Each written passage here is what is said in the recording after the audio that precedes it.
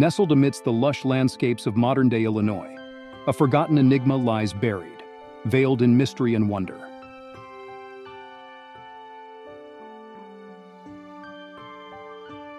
This is not about the Maya or Aztecs of Mexico. It is right here, in the American bottom, the Mississippi Valley of America.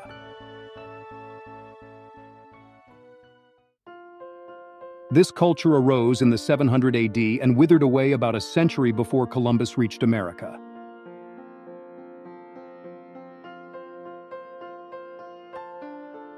The ancient civilization's massive remains stand as one of the best-kept archaeological secrets in the country. This is the story of Cahokia, a once thriving metropolis of the ancient Americas, now shrouded in the mists of time. Its abandoned ruins have perplexed historians and archaeologists, leaving them questioning what led to its eventual demise.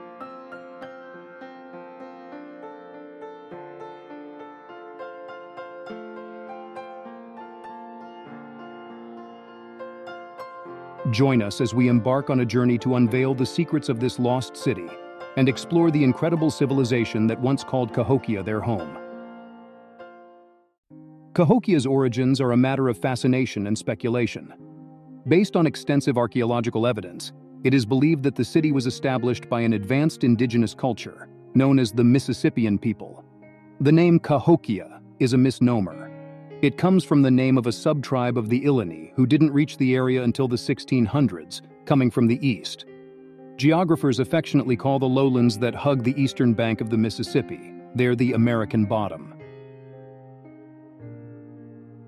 This fertile strip was carved and flooded summer after summer by torrents of glacial melt-off 10,000 years ago at the end of the last ice age. As the glaciers receded and rivers shrank to their current size, the 80-mile-wide bottom was exposed. Native Americans who settled there after 700 AD considered this easy-to-till land prime real estate for growing corn, since they lacked the steel plows and oxen needed to penetrate the thick sod blanketing the surrounding prairie. Cahokia arose from this mini breadbasket as its people hunted less and took up farming with gusto. Cahokia is thought to have begun as just another small village, one of many, located between a forest and a river on a wide plain conducive to agriculture. Before Cahokia's rise, people had been living in many parts of North America for thousands of years, making a living as gatherers of edible wild plants and hunters of animal meat. More than 4,000 years ago, Indians in much of the current United States cultivated squash, sunflower, and other plants to supplement wild foods. Between 1,000 and 2,000 years ago, corn cultivation spread northward from Mexico, where the plant was domesticated. As a corn-based economy grew in the fertile Mississippi Valley, providing a reliable food source all year, populations rose and villages grew.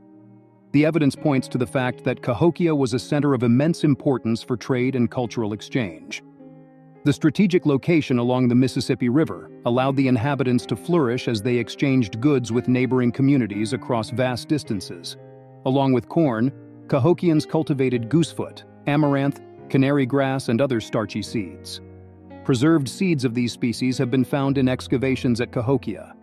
Although the people farmed without the wheel or draft animals, corn production soared and surpluses may have been stored in communal granaries on the mounds. About 1000 AD, Cahokia underwent a population explosion. Around the 11th century, Cahokia reached its zenith. Its population soared to an astonishing 10,000 to 20,000 people, making it one of the largest and most vibrant cities in the world at that time. Cahokia's population rivaled some of the great cities of the world during its peak. In terms of size, it was comparable to the great cities of Europe during the same period, such as London and Constantinople. To keep the growing populace orderly and, perhaps more important, to manage corn surpluses, Cahokia developed a ranked society with a chief and elite class controlling workers in lower classes. By the 1000s and 1100s, when mound building began in earnest, Cahokia was a beehive of activity. Hidden beneath the rolling landscapes of modern-day Illinois lies an ancient testament to human ingenuity and architectural prowess. The earliest written records of Cahokia refer to the site after it had been vacant for 300 years. French explorers Jacques Marquette and Louis Joliet missed the mounds in 1673 and reported finding no Indians in the area. French monks found Cahokia's mounds in the mid-1700 and later named the biggest one after themselves.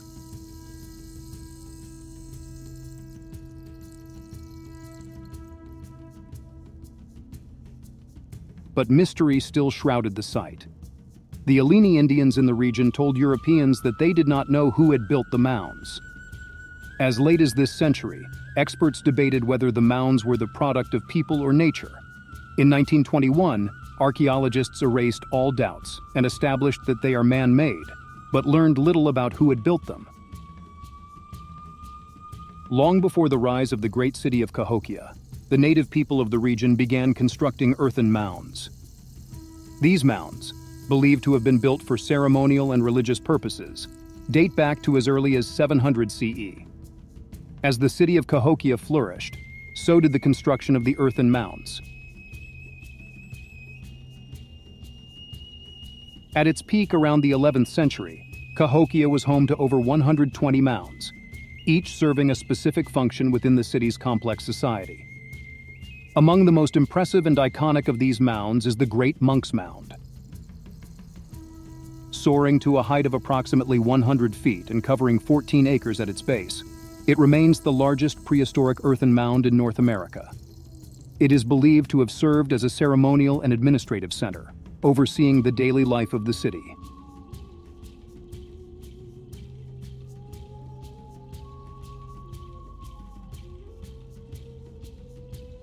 Monk's Mound required more than 14 million baskets of soil, all hauled by human workers.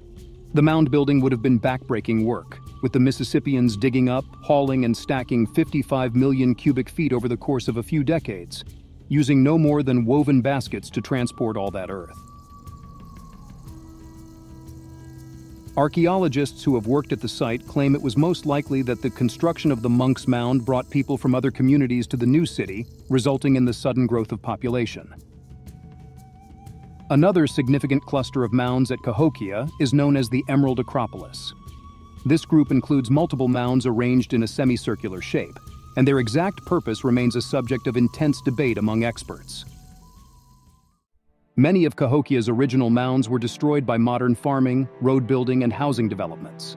The remaining 80 mounds still hold many ancient secrets because archaeologists have dug into fewer than 2 dozen. Among these, Mound 72 stands as one of the grisliest archaeological finds in North America.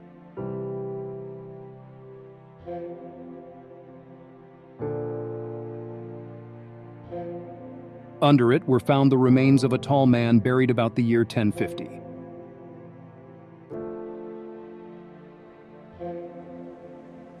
He died in his early 40s and was laid to rest on about 20,000 shell ornaments and more than 800 apparently unused arrows with finely made heads.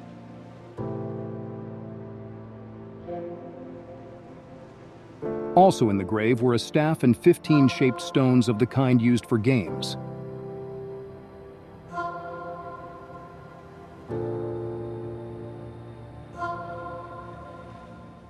Nearby, researchers found more burials and evidence of a charnel house. In all, 280 skeletons were found. About 50 lay haphazardly in a single deep pit, as if tossed in without honor.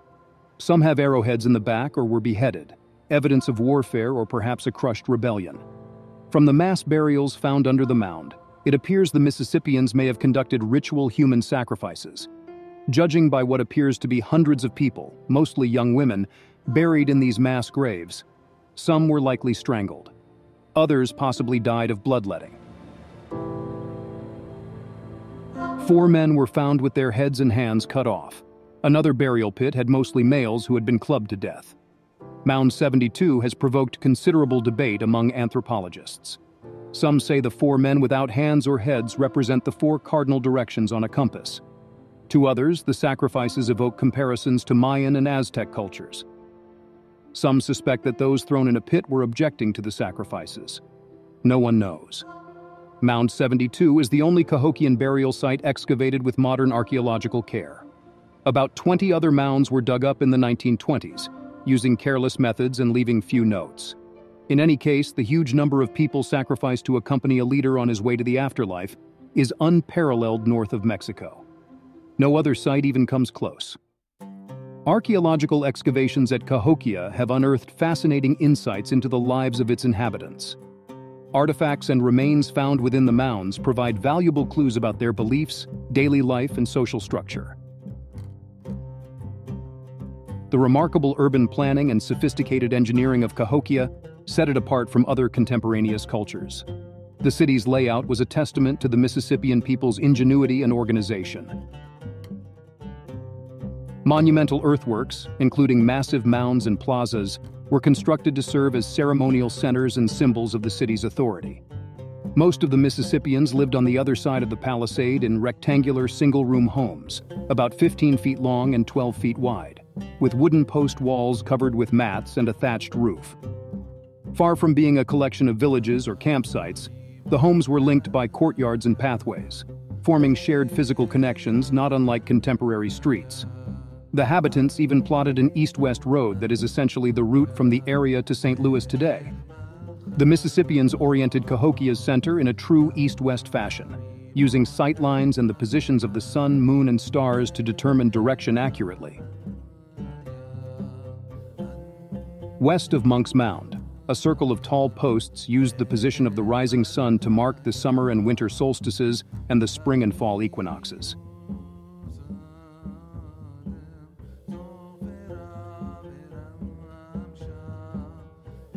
The posts were re-erected and dubbed Woodhenge by archaeologists who began researching the area in 1961.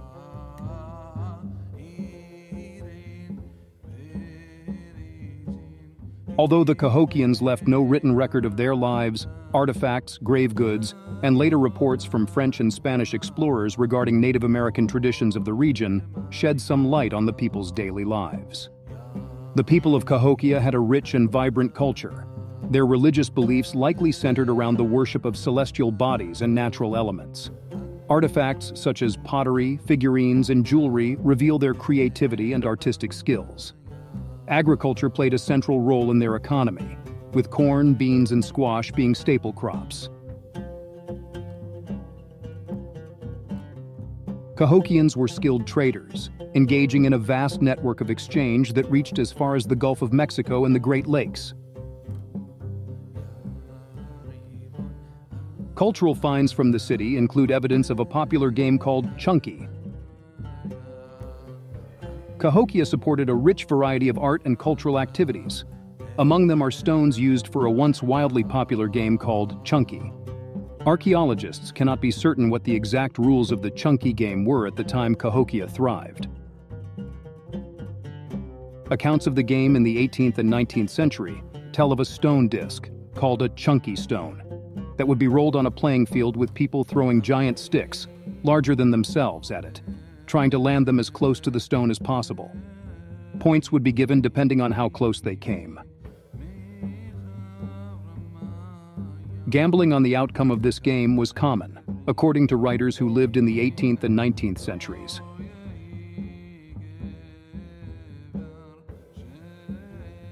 Other artistic finds include stone tablets carved with images, such as a birdman, as well as evidence of sophisticated copperworking, including jewelry and headdresses.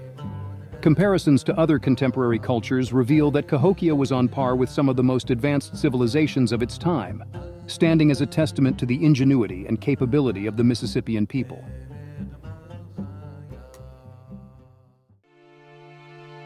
But as the sun sets over the ancient ruins, a dark veil of mystery descends.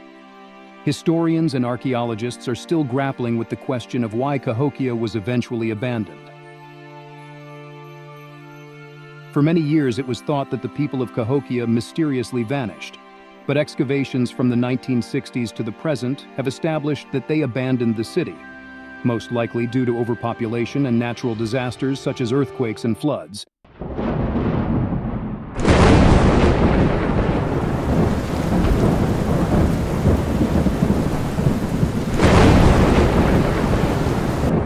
Various theories abound, from resource depletion to changes in climate, social unrest, or even possible conflicts with other societies. The truth, however, remains elusive, adding to the allure and mystique of this once mighty city.